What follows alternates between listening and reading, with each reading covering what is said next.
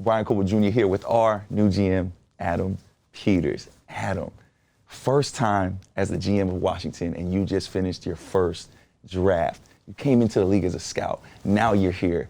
Talk about that. How were you feeling, man? You did a great job. Yeah, thanks. Thanks for saying that. Yes, sir. It was awesome. It was incredible. It was everything from a personal level. It was really cool to be working together with all these people, and like with DQ, all our scouts, the coaches. It was a team effort. It was really, really fun, really throughout the whole process. And then those 3 days, it was pretty neat, and just getting a chance to talk with the scouts on who they like, the coaches, DQ, and really come out with what we think is a great draft. Well, Adam, again, congratulations. I know you were in your element. I know you love that kind of stuff. And one thing the fans noticed right away was the AP belt buckle. Not only did you look happy, you look good, but you had the swag on too. Tell us what made you decide to put that AP belt buckle on. So I have a really close friend that he actually lives here in Leesburg now, Will McDonough. Yeah. And he took over some office space in Manhattan, and it was that company's office space. So they had a few things laying around still. I guess they just didn't pack it all up. So he sent a bunch of stuff to me. So I actually got that for free, and that was really my best black belt. So so that's the story. There's not much to it. It wasn't custom made, wasn't anything I bought, just kind of handed to me. So it was pretty cool though. Gotta love free swag, and AP, you looked good, and it looked really good. And what else looked good was watching you and Dan Quinn just interact. You both spoke so much about how excited you guys were to collaborate throughout this whole process. Well, now you're on the back end of it. You got through it. How was it collaborating with not only Dan Quinn, but your whole new staff? Yeah, he's incredible, and he's been incredible every step of the way through the interview process, all the way up till this past weekend where, I mean, we see things the same way, which is great, but then also he's super supportive of everything that we do in scouting, and we try to do the same thing with them. And so being able to talk through ball with him teaching me what he's looking for on guys on defense, what he's envisioning for guys on offense, it was awesome throughout the whole process. And I think it really landed us some really good players that maybe we didn't think were available, but we were able to talk about it beforehand and pulled the trigger on them. And you and DQ kept things very close to the vest. There was a lot of speculation. A lot of people assumed we'd get Jayden, but you guys did such a great job at keeping things close to the vest. That was very impressive to see, but you guys did get your guy. You got Jayden Daniels. Now, you were able to make that phone call with him. What was that moment like? Yeah, we got our guy. Yeah. That was incredible to get Jayden and to be able to be the one making that phone call along with DQ and Josh. It was incredible, and great moment for really everybody here, the whole organization, the whole building, the whole franchise, the whole DMV. This is a great moment for everybody here who's a fan of the Commanders. And Dan Q has said he wants dog-ass players. How does Jayden Daniels fit that mold? He fits everything about it. He is a big time competitor. He's the hardest worker on the team. You see him on the field, how tough he is. He fits that mold. It's not often a quarterback will fit that mold, but he fits that mold to a T. And you talk about fit. Cliff Kingsbury is known as kind of like a quarterback whisperer. How do you feel he fits in this offense with Cliff Kingsbury here? Yeah, he fits perfect because Cliff's going to do exactly what is our Jayden's strengths. Yeah. And that's really what Cliff's superpower is finding, he's worked with a lot of great quarterbacks, and he's taken them to another level. And even though Jayden's doing really well right now, he's going to take him to an even higher level and build really the offense around him whenever he gets in and starts. And we all have expectations. Fans have expectations. Media has expectations. Even Jayden has expectations for himself.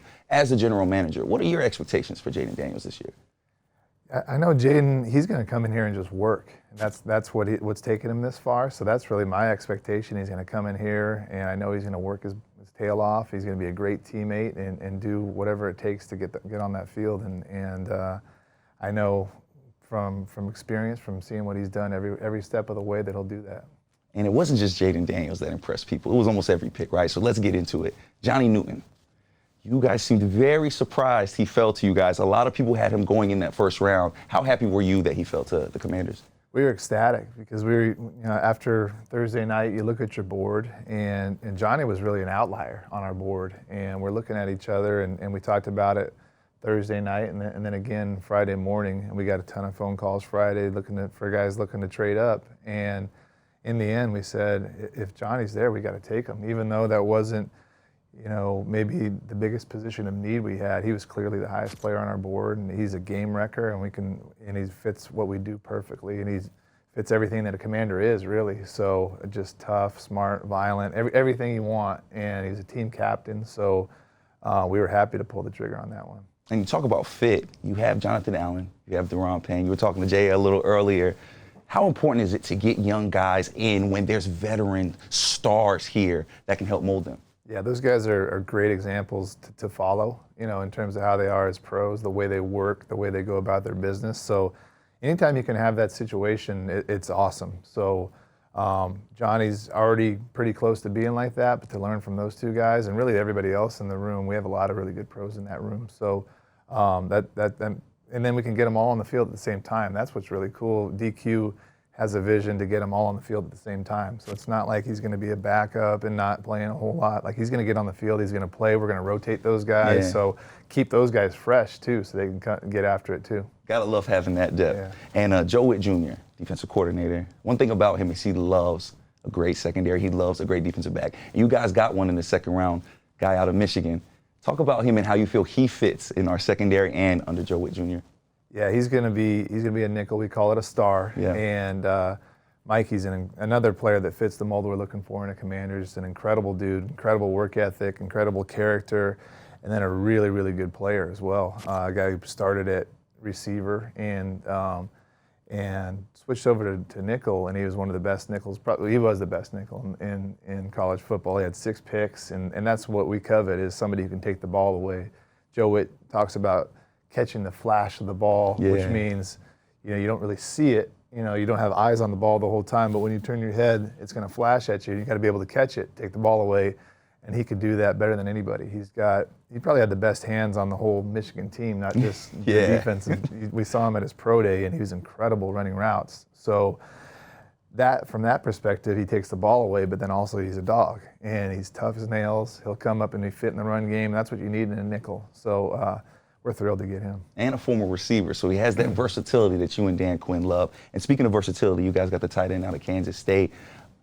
How do you feel he fits that mold of being a versatile piece? Because he played H-back, he played tight end, he lined up all over the field. How important is that versatility for your young tight end? Yeah, it's great because we have a great tight end room already. Yeah. And so for him to learn from those guys, like we talked about with the defensive line, that'll be awesome for him, but he can do a lot of different things. I talked about how he can block from really any alignment. He can he can line up on the line of scrimmage, block a defensive end. He can go in motion and saw off like a backside defensive end. He could line up at fullback and block a linebacker or a defensive back, and he showed all those things on tape. It was demonstrated. So he has that versatility as a blocker, and then as a receiver, he can do everything you want too. And I think the sky's the limit for him. And I think you made fans smile all over, because I think everybody, including us, we were clamoring for a new offensive lineman, and you got one in Brandon Coleman. Big boy, 325, runs a 4.9. How happy were you to get this lineman, and how do you feel he fits in our offensive line plans? Yeah, we were ecstatic to get Brandon, and he's another guy who was a captain, so he's about the right things. We got a great note from Jim Nagy, who's the executive director of the Senior Bowl, and I said, Jim, who are the guys that stood out for you in that game? And there's a couple of them actually. Ben was another one, but Brandon was one that stood out. And so he's the right type of dude, and he's played over 1,600 snaps at tackle. And I think he's got the feet, he's got the punch, he's got the length, he's got, like you said, the athleticism to be a really good tackle in this league. You mentioned all those intangibles that Coleman has. Well, you got another guy at receiver at the end of the third that has a ton of intangibles. Now, something about you and these McCaffrey boys, right? You were in San Francisco, you made sure you got his brother Christian, and now you have another McCaffrey. What it is about these McCaffrey boys that you like so much? Yeah, we actually had Max McCaffrey first in San Francisco, then we got Christian, and then we were lucky enough here to get Luke, and another guy who's a captain and a great weapon for our quarterbacks coming up. And he's a guy who's really played receiver less than 2 years. And he was a quarterback. He was a really good quarterback at like an athletic quarterback at Nebraska. Went to Rice as a quarterback, and now just taught himself how to play receiver. And his dad was obviously a great receiver. And so to get a guy like that, he's got great size. He's almost 6'2". He runs in the 4.4s, incredible athleticism in the shuttles. And then you see him every step of the way. He's gotten better in these last year and a half. culminating at the Senior Bowl where he was breaking people off left and right in the one-on-one. So we're thrilled to get him. I know the bloodlines. I know, he's cut from the right cloth, and we're excited to have him. And you mentioned Luke, he's new at receiver. So what can he learn from a guy like Terry McLaurin? You don't always come into a receiver room and have a leader like Terry. What can he learn from Terry? Oh, I learned everything from Terry.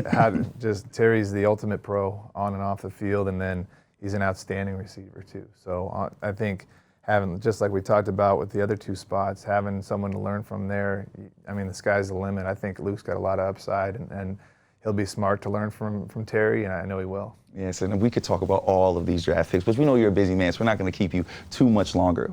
But Jean-Baptiste, the last pick in the 7th round, we have videos of your guys' calls, and to me that was just such a powerful call because as soon as you call him, it's the 7th round, but he still cares so much. He's just overcoming emotion. He's crying, and you and DQ, the whole room just fired up, man. What about those moments mean so much to you? That's what it's all about. Yeah. It really is to hear the emotion in a young man's voice when he gets called to be a pro. Something you've been working for your whole life. Yeah.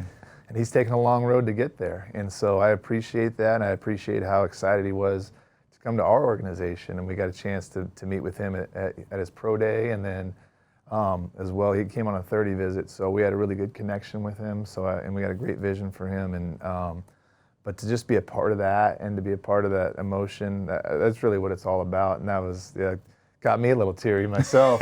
But that was one of my favorites just because I think that was the only one we did on speakerphone. Yeah. And I don't know why we did it on speakerphone. I kind of just wanted to do it on speakerphone. And it was actually the coolest one because everybody in our room could hear them and everybody in their room could hear us. Yeah. So they got us juiced, so we started cheering, and they started cheering, so it was really fun. It's funny how things work out like that, and Adam, let me tell you, it was a pleasure watching you and Dan Quinn and the whole staff come together on this draft. You guys did a great job. Congratulations on that. One last thing for you, sir. We have a lot of draft picks. We have undrafted free agents coming in this building. To all of these rookies, what is some advice you would give to all of them to just have long, successful, and healthy careers? Yeah, there's a lot of things. We could sit here and talk about it all day on that. I think coming in, working hard, just doing your job, making sure you're on the playbook, and finding, like we talked about, finding a vet to take advice from. You can find one vet here, I like what he does, another vet here, I like what he does, and take all the good ideas and make them your own, find a great routine, know what you're doing, so when your number's called, you can execute. And I think that goes for any rookie, any person in life, really. When your number's called, be ready to execute, and then sky's the limit. Well, Commanders family, I don't think there's nothing more that needs to be said other than that. Adam, thank you so much for your time. Again, congratulations on a great draft, and hopefully next time you see me, I'll have a BC belt buckle. There you go. Commanders family, Brian Cole Jr. here with our GM, Adam Peters. Thank you, Adam. Appreciate you, man. Appreciate you, though. Appreciate you, brother.